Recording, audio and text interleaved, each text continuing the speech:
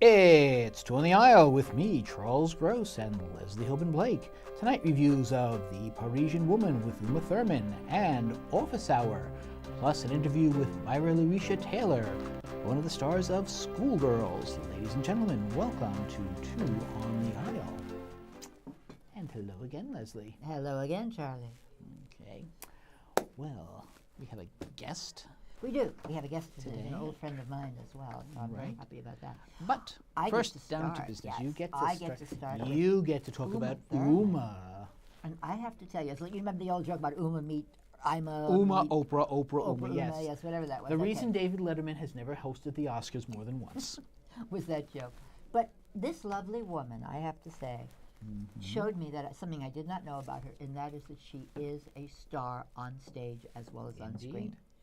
I don't, when Julia Roberts. I was going to say Julia Child. When Julia Roberts, thank you, came to Broadway, I was so disappointed. She had no star quality on stage. This woman brings an inner light and really. But I have to say, the vast majority of the movie stars I've seen on stage do very well. If perhaps Matt because Damon was not any good when I saw him in This Is Our Youth in London. His little light went out when he wasn't talking. I mean, really. all right, but Nicole Kidman, I liked, Okay, she was okay. and It's not a question of I liked. I'm talking about the fact that this woman belongs on stage Yes. as well as on screen. Well, It's again, not a trick. quite a few of them do. And she has not just star quality, but leading lady quality. She comes out on stage, she looks absolutely gorgeous. She opens her mouth and she speaks, and her voice is mellifluous.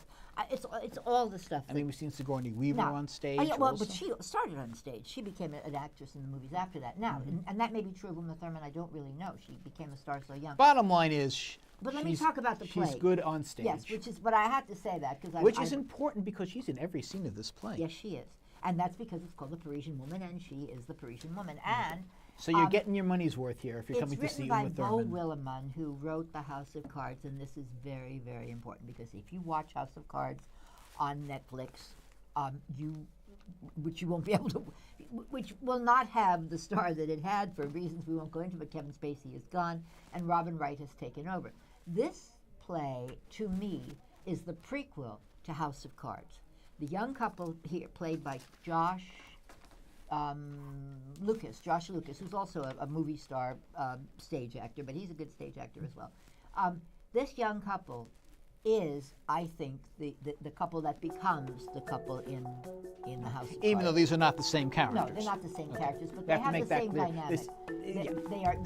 They are a pair. They work together. They scheme. And no matter what else happens, they're together. No matter what else goes on, they're together. My Parisian woman, Maybe just your wife. I adore you. I adore you more. The only time you ever lied to me is when you say those exact words. And that's, now it wasn't a great play. I didn't enjoy the play. I mean, the truth of the matter is, it's scene after scene after scene, as you said, with her in it, and it's about some nefarious goings on in Washington, none of which are as good as what's really going on in Washington. And I was disappointed because Beau Willimon, House of Cards is cutting edge. This is not cutting edge, and that bothered me. Well, the interesting thing is they do try to make it relevant. There are a lot of references to the current administration. But that's what they are. They're references. Right. They don't really. Right, but they so it's They're which so is very innocuous. unusual for a play. Well, yes, Because it's very current. I'm sure they Right. change it from day to day, and they may have to. That I don't know. Well, because it would get. When we saw The Best Man, they didn't update it. They set No. it right back where it was, and it had 60s. its relevance. Right. This play will not have any relevance a year from now. I don't think. fair This enough. is my feeling. But it does have Blair Brown. It does, and it does have Blair Brown. Yes, it in does. a much more substantial role than we saw her earlier. Yes, and in a role that suits her talents, and Philippa Sue in a role that does nothing for her, and for which she does nothing. Right, she plays Blair Brown's daughter. She plays Blair Brown's daughter, and you could have picked a girl off the street to do the same role. You did not need to take Philippa Sue out of Hamilton, she should have gone back to Hamilton. Amelie was not a great show. But I mean, that girl had that young woman had 3 leading roles in last year, and now she's got this. I mean, it's nothing. That's I'm showbiz. sorry, Beau Willimon, I'm really sorry. I apologize. I love House of Cards. I do not love this. I'm sorry. Pam McKinnon directed this, and Pam McKinnon has had quite a bit of success with plays by Edward Albee and some other. It's a woman director. I'm really happy to see that. That's fine, and I'd be happier if the performances hadn't been so wooden. The characters seem very wooden, very. It's the characters. Stymied. Well, is it the characters yes. or is it the direction? No, it's the characters. I think more the direction in this particular instance. The first guy who comes in, who's she has a lover and of course you know that he's going to fall and he's going to have secrets, and you know immediately that's once you know that he's her lover. And her lover, he's played so over the top by the guy whom I loved in that play, Lovely. He was in Lovely, Lovely, or whatever that thing was called about the Beatles, or about the '60s. That was terrible. But I liked him in it. Anyway, right. I think that was Martin and I. Yes, it's Martin Scorsese. Scorsese. I think that's it's as close as we're going to get. Yes. Scokas, maybe. Anyhow, but the point of this is that the characters are cardboard, not wooden. The actors are not. Actors are wooden. Characters are cardboard. Okay. But it's okay. But the actors are not wooden here. They have nothing to work with. Even she has nothing to work with. She's in all the scenes. She gets to pose beautifully. She gets to have her mellifluous voice, Uma. But when you get down to it, it goes from here to here to here to here, and then there's a coda at the end. But it's not a surprise. I mean, were you surprised at the end by the little bit which I won't give away? I wasn't surprised. I wasn't. I didn't see it coming, but I can't say it shocked me. I saw it coming. I really did. And that's the other thing. Nothing on House of Cards do I ever see coming. It's always around the bend, and I go, oh, my God, how did that happen? I just had such expectations. Right.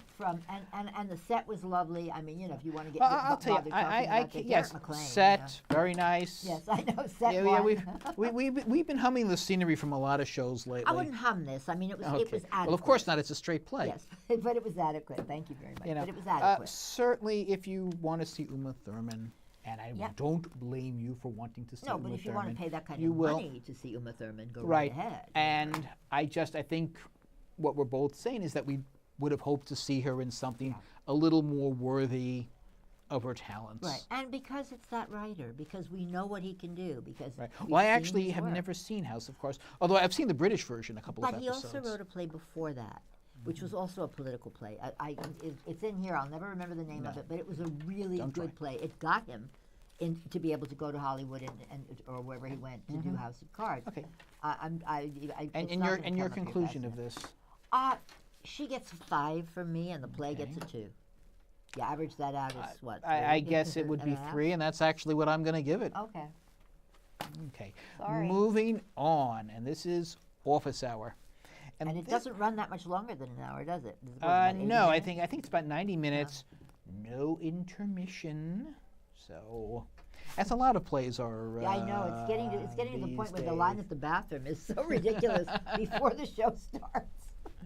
Right, and this is Julia Cho, who wrote this. Is at the Public Theater. We've been spending a lot of time lately. It's like our home away from home. Yeah, and it's basically a student meeting with a teacher. Student who we hear from 2 of his other teachers, and he's had some issues, and they prefer to avoid him.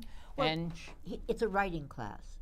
It's an English writing class, and the stuff that he writes, we never hear what he writes. But the stuff that he writes, they say, is disgusting, and it scares them, and they're frightened. And well, not only them, but it's causing the other students to drop the class. And we don't know specifically what it is. So actually, I'm sorry, this is a university setting. It's not a high school. My mistake. Yeah, well, okay. And basically, the teachers are required to have office hours, and she does. And Leslie and I disagree after whether this is one session or another, when she basically tries to get into to understand him. I think it's over time. I think it's session. My feeling is it was sessions over time. My feeling is it was one that really ran over. Well, it plays with the time element, so that every now and then it freeze frames and something happens. There's a dramatic element, which could involve gunplay, yes, and which may or may not have actually happened. Right. And which may or may not be what he's writing about. We don't know. Oh, the kid, you mean? Or yeah, the kid or the playwright? The kid. Okay. No, the kid, sorry. Right, he carries a gun apparently, and in some scenarios, the gun is used. Yes, in some of the And in other scenarios, it's not. In somebody else has a gun and uses it. It's a little strange, a little confusing, and ultimately, at least as far as I was concerned, not very interesting. See, and I felt that the play was trying to show us the ways in which a decent teacher, the teacher's played by Sujin Kim. I cannot find the name of the young man who was excellent. He was really scary, and by doing nothing, he just sat there like this with a hoodie down. That's and Ki Hung Lee. Say it again? Ki Hung Lee was Ki the Hung king. Lee, okay. And I think the fact that both are Asian does make a difference. Well, he doesn't Well, look. she tries to reach out to him on that level. She does. Okay, that's true. And the other two teachers were not, so that is an element. But the idea is that it's a teacher trying in this, and it's so hard in any level. I can see why you thought it was high school, because he's so withdrawn. You wouldn't expect this guy to ever get to college, and maybe it was a community college. We don't know. But the idea is that she tries to draw him out. She tries to explain to him that she's there and he can write anything he wants to, but couldn't he find something other than this to write about? And he doesn't talk, and she can't draw him out. And then eventually she does, which is why I think it's more than one session. I think that he leaves and he comes back several times, and that happens. There is Again, a moment certainly not my impression. in the play that has nothing to do with the writing. It's a moment that the director and the writer put in, but it's not. There's no speaking. There's nothing happening on stage. I don't want to spoil the moment. I want to tell you it's one of the most frightening moments in the theater I've had since something I saw by Martin McDonough called The Pillow Man years ago, which used the same sort of effect. It's the simplest and yet scariest effect in theater, and that's all I'm gonna say. Okay. And good on you, who directed the play. Is that Greg Keller, the director? No, that was one of the actors. Who was the director? You look for that. I am going to say I found the play very dull. Did not enjoy it. Did not find it interesting in the least. I took way too long for anything to happen between them, and when things did happen, it seemed more like, well, this fantasy scenario here, and looked like it was more for shock value Well, I thought it was than sort for of magical realism. It's sort of, okay, that's the scene, now what if? And then that happened. And then you go back to and the you know scene. what? I didn't find the what if overly interesting either. I And that agree was- with you. And that was my problem. With all the real violence that's out there, some kinds of stage violence don't work. I liked very much, if you remember when we saw Clockwork Orange. Yes. I loved using dance to show the violence instead of Yes. trying to show real violence, because there's no way that you can show real violence. That was one thing anymore. that worked about that play, and I think you can show real violence. You just have to make it. So then you hit work. somebody and a blood pack comes out. I mean, what I'm saying is we live this morning. I'll date the day that we're doing this. This morning there was an explosion in the subway, at Port Authority. That's the world we're living in. So the story is no longer as frightening as it might be. Does this guy go out and shoot somebody? Does he go out and kill a bunch I think of if you kids? stage it right, you can bring the tension. You know, somebody brings out a gun, you can scare people with it. Well. if you do it right, and yeah, occasionally I was a little scared, but after the first couple of times this sort of thing Well. happened, you get used to it after The a problem while. is that I didn't believe it. I knew I was supposed to be scared. I was scared by the one moment that had nothing to do with what happened on Right. stage. Be that as it may, it was part of the evening. And again, You know, I'm decent sorry. enough performances. This is Julia Cho's second play this season. Right. Her first play was Aubergine. I think that was this season. Maybe that was last season at Playwrights Horizons. Yeah. Anyway, I'm a fan of her work. I think that she's trying to do something here that's not easy. Obviously, you didn't agree with it. I'm not saying it succeeded, but I think I went with what she was trying to do more than you did. Absolutely. So I think you went more with what she was trying to do with what she actually did. well, I was a teacher, know. so the whole reaching out is really the I lifeblood. can understand that, You know. but again, didn't work here for me, Okay. and I will give this 2.5. Yeah, I'm tempted to. I wouldn't go as. I'm going to give it 2.75 for different reasons than you. I thought it succeeded more than you did, but I didn't think it worked on the whole. Okay. Okay.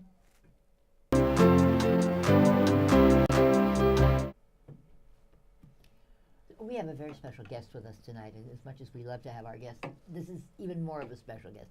She's not only a phenomenal actress and a well-known actress, she's a good friend of mine, I'd like to think. And she's been everywhere and done everything. She's been on Broadway, in Nine and Mulebone. And if I forget something, she'll let us know what it was. And on the national tour of Wicked. And she's played in the Royal Shakespeare Company in Britain, which is not something that many Americans get to do at all. And she's played in just about every regional theater of note in this country, the Goodman and Long Wharf. And she's here, and she's sitting with us in this room, and we were going to talk to her about the new play that she's in called Schoolgirls, or the African Mean Girl play, which she will explain what that means. May I introduce Myra Lucretia Taylor to you, please? Hi there. Hi, thank you. Thank you for having me. Oh, It's I'm so so nice happy of you're you to here. offer. It's just delightful to see you. It's good to see you. So, are you a mean girl? Let's get that out of the way. Are you an African mean girl? You know, I play the headmistress of the school. And some of the girls are mean girls, but they're just going through what girls go through. Okay. Well, Were you a mean girl growing up? I don't think so. You mean Myra, or do you mean Headmistress Francis? Well, first one, then the other. Let's. I don't think Headmistress Francis was a mean girl. I think she was on the receiving end of meanness from Eloise. And Myra, Eloise being. oh, the part that Zainab Ja plays. Yeah. We know her from Eclipse. We That's saw her right. in Eclipse. Now, can you give us background of the show? The Just show, a quick synopsis. It is about a young girl. She's a high school girl, secondary school, and she wants to go into the Miss Ghana pageant. She's very confident and kind of full of herself and loving herself, and she has her little clique there, and she's sure that she will be picked to go to the pageant. The recruiter comes in, and the recruiter has other ideas because there is another young lady there who is of fairer skin. And the recruiter thinks this will be more appealing to the people who are running the pageant. So we get Paulina, the first girl, her hopes are dashed, and it's just kind of heartbreaking what happens to her. And she has to fight her way through all of that to come to a greater sense of self. And at the same time, she tries to destroy the other girl as well, because that's what mean girls do. They have to lash out in some way. It was really wonderfully done. I was very taken with it, and I identified with both sides of it at different times in my life. You know, something that I thought was amazing is that the wealth of different roles that you've played. You were the stage manager in the 50th anniversary at Long Wharf. Of our town. And then you were also Seregina in Yes. 9 on Broadway. Oh, Yes. So talk a little bit With about Antonio. With Antonio. talk a little bit about going from that Antonio kind Banderas, from one to the I other. Yes, should say. Antonio Banderas. Talk a little bit about. Well, they were many years apart, almost a decade. But I mean, all I've ever wanted from my career was to do interesting parts with interesting people and get paid a fair wage. And I've been so fortunate to do that. I mean, because I'm a brown-skinned woman of a certain size, and I think I could have gotten pigeonholed. And I don't think so much that has happened to me, and I'm very, very, very grateful.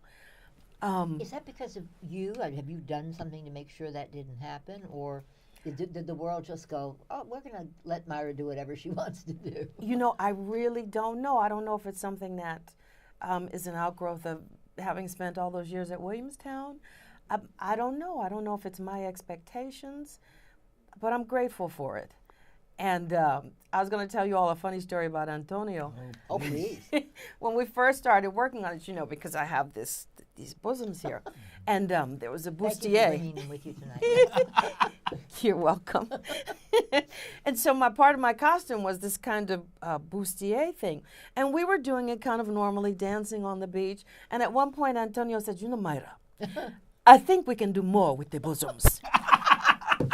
And I didn't quite know what he meant, but that night on stage, before I knew it, his face was in my chest. And he was like that. And it was kind of wonderful. How did you react the first time, though, when you didn't know it was coming? It was kind of wonderful. Oh, that is too much. Because we have footage of that, and it is just delightful. We're going to share that with our audience, because who would not want to see that?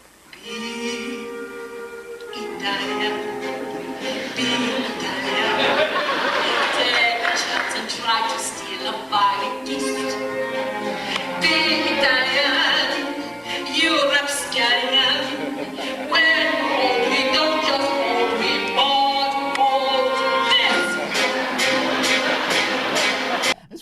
different interpretation of 9 from the original. I think Tommy Tune had everyone dressed in white, and they Well, half the show was white and half the show was black. right, right. You had a more conventional color scheme. Well, you know, that was not I was just an actor in it. Right. You know, the whole conceit belonged to David Laveau. Now, this is interesting because I wanted to talk to you about the RSC, and David Laveau was the person who cast you. Well, he recommended me. It was Matthew Warchus who directed it. But David was one of the people who recommended me because he was good friends with Matthew. And it's funny that there's a girl named Paulina in this, and you played Paulina Yes. in The Winter's Tale. That's and right. You just knocked everybody's socks off. I mean, you shone in that role. And Oh, it is a thank role you. that can get lost if the right actress doesn't play it. And Oh, thank you were you. brilliant, and I was just lucky enough to be in London at that time and get to see it. I So- love playing it. I think by the time you saw it, was Michael in it, Michael Kumstein? No, I did not. You see saw it. Doug Hodge. I did. Yeah, yes. Doug Hodge was He Leontes. was- Isn't that great? He was phenomenal. Well, they both were great. It was I really love fun. the concept of that. We'll talk about that later, but I love And you the were in concept of Wicked. that. Yes, I did. I did the national tour of Wicked. I did it for 14 months. I wasn't so sure about tour because I'd never done a big old tour like that, you know, where you sit down 1 month in each city. But I loved it. And I kept hoping they would extend my contract, and they did because I was supposed to be there only for 9 months, and I was there for 14 months. And I'm so proud to be part of that iconic musical. The iconic Cheryl Lee Ralph is doing it on Broadway, and of course, Which role were you? Madame Morrible. Ah. Yeah. So Cheryl Lee is the first woman of color to do it on Broadway, but I did it before her. So I'm very happy. So that the whole country saw you do it. They're seeing Cheryl Lee there, but the whole country saw you do it. Now, and I saw them. curious at the process of touring. This was your first tour, so it must have been very exciting. Well, it was my first big old production contract tour. And how do they get you around? Do they have a bus? We flew. Oh, that's even better. So you had a plane. No, that's a bus and truck tour. This is a national tour. They treat people very well. Did they put you in business class or just coach? Yeah, right. You know, the saddest part of that, well, not maybe, was because I don't drive. Everyone in my family drives. Everyone drives. So it's not a New York thing. I don't drive. Part of my contract was that I was given a car, but I can't drive, so I couldn't use it. You drove? Oh, wow! How Why many cast didn't members they got give cars? you a driver? Why'd you ask for a driver? That would have been the smart See, thing to I do. needed you. I needed you. Okay, Leslie's going to be an agent next time. No, but I did the bus and truck level of tours, so I never got any of that stuff. I mean, I was lucky if I had somebody to carry my suitcase. You don't drive either. No, I don't drive either. But I never got to big cities. I've done those. I did a TYA tour. I've done those. Yeah, those are not fun. They're not the same kind of thing. But anyway, so we're getting down to the idea that you are finishing this play. This play runs to the end of this month, which is December. That's right. Okay, then you get a little time off, and Right. then bingo. Then I go into the Bangsons' new musical called The Lucky Ones. And I'm so excited because it's been a while since I've had a singing part in New York. So I'm really, really, really excited. And they're such a neat couple, the two of them. And they were just so nice in the singing portion and of where is this. playing? Ars Nova. Well, we haven't seen 100 Years yet. We're actually going to see it next week. So, Oh, and good. that's their story where they met. And within 2 weeks they were married or something. Oh, like yeah, I that. read a little bit about Yeah, that. They're that's really the one we're going to see.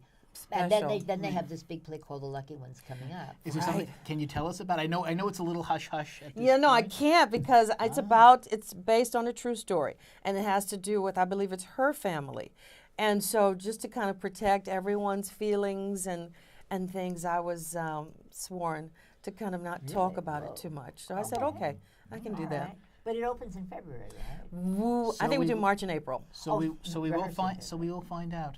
You did a show that I enjoyed a few years ago, Mulebone. Oh, That God, was on wasn't that Broadway. lovely? It was. It was, my mom, that's one of her favorite shows. And I only had about 6 lines in that. And I loved it so much because that character was the prototype for Janie and Their Eyes Were Watching God. I didn't know that. Oh, my And God. Zora Neale Hurston is such an iconic figure in literature, and her to finally get to see that. And that I've heard about it language. for so long. Right, because Zora Neale, her background as an Right, anthropologist, right. and to kind of capture the authenticity of the language. And my mom, who grew up in a small southern town, it was earlier in my career, but she just loved it. I think she loved kind of seeing a life that she really recognized and Right, remembered. this is basically a small town. Cast was entirely black, and basically there's two boys fight over a girl. One hits the other with a mule bone, and the whole town ends up taking sides. And I recall when we reviewed it, my partner at the time said, you know, it was so interesting to see a play about a black community that totally ignored the white community. Well, So it made it very interesting. Zora's most of her things did that. That was, and she was castigated and ostracized in some parts of the community for using the lingo of the time, for using the patois rather than making it sound. It was like what the Gershwins did in Porgy and Bess, except they were white and didn't have the right to do it, whereas she was an anthropologist and really found what the people sounded like. And it was embarrassing to people at the time. It's so interesting, and sociologically speaking, as to how Well, I times think have changed, hopefully. political moves were trying to be made to get people of color on a more equal footing in America, and unfortunately, people felt we still had to prove that we could speak the language in a certain way. But hopefully now we're at a point where both things can be true. It was just so interesting. Did you see Elizabeth Van Dyke's play on Zora? No, I never saw Elizabeth do that. Because it's such a sad story. I mean, she was at the very height of the Harlem Renaissance, and then the depths of, at the end of her life, just nothing and poured, like a Horatio Alger story almost, and just the luck of the draw and the fact that she was a woman and a woman of color, And an artist. And I mean, artist. a lot of artists end Yeah. poorly. But I mean, to have really made it, that's the thing. I mean, to the heights that she made it at that time. I think the comforting thing is that she lived, it seems to me, a lot of her life on her own terms. I think she And that's did. I very think she comforting to me. did. Everything I've read about it, Alice Walker did a lot of work on that. I Yeah. know. Well, anyway, listen, this has been fascinating. I don't know how much we've been. Is it over? Almost. Well, I have one final question for you. Is there Sure. a role that you'd like to play? Oh, King Lear. King Lear. Oh. You Yes, mentioned that to me before. I thought that was see that. happening at some point. We began work on Yeah. it, but that's okay. I think there's still time. Probably. Yeah. I don't doubt it. I think if you want it, it's going to happen. You being you. But in the meantime, there is Schoolgirls, the African Mean Girls play. And, well, this lady's not mean. She is in it. Okay. Absolutely. Myra, thank you so much. Thank you. Thank you. Thank you for having me. We're going to play you out with you and Antonio. Oh, my We're gonna play it goodness. out and See it that way. And that is our show for this evening. And when you go to the theater, look for Leslie and me, us too. On the aisle.